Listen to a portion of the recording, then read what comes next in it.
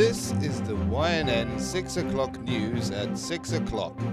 This evening's headlines. Bystanders shocked when Ponders End resident struck by lightning faces battery charges. An Irish military vehicle worth €74,000 was lost after being painted with camouflage. Camden High School dropouts cut in half. Now over to Rachel McIntosh on the latest breaking news. Good evening and welcome to the 6 o'clock news. I'm Rachel McIntosh. Our top story tonight. It's now day 4 of Yowser News Network's Brown Hole Watch. We can now go over to Roy, who is reporting live from Geneva on this ever-developing story. Thanks, Rachel. Well, as you said, it's been 4 days now since the Large Hadron Super Collider was turned on, and as you can see behind me, the brown hole, which started as a small vortex inside the research facility at Ground Zero, has now grown and risen into the sky above the area, engulfing everything in the process. And what is it like there out at Ground Zero, Roy?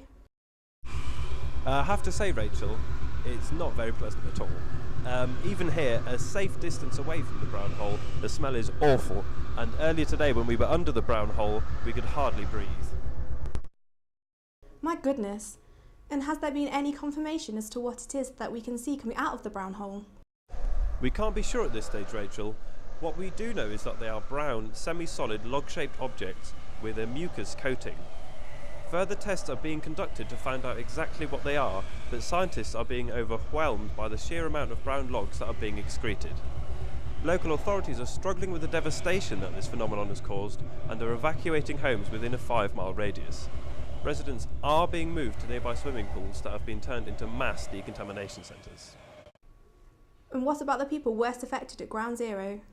Rescue teams are still trying to penetrate Ground Zero where the phenomenon first occurred. Communications with the facility ceased shortly after the Large Hadron Super Collider was turned on, and scientists have now confirmed that it is the brown hole which emits a low-frequency, dub-like rumble that interferes with electrical equipment. Has the brown hole shown any signs of stopping or slowing down? I'm afraid not, Rachel. The brown hole is thought to be similar to a black hole in the way that it grows as it absorbs the matter around it. Scientists have been ceaselessly probing the brown hole to see if they can learn any more, and there is word that military action may be taken. So, could this be the countdown to the end of the world, Roy?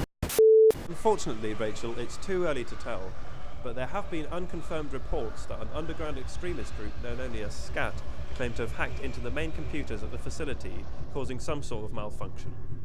For YNN, this is Roy Snook reporting live from somewhere near Geneva. Back to you, Rachel. Okay, thanks, Roy. I'm sure we'll get back to you as the story develops. Just make sure you don't get sucked into that gaping brown hole. Stay tuned, viewers. We'll be back shortly after these messages.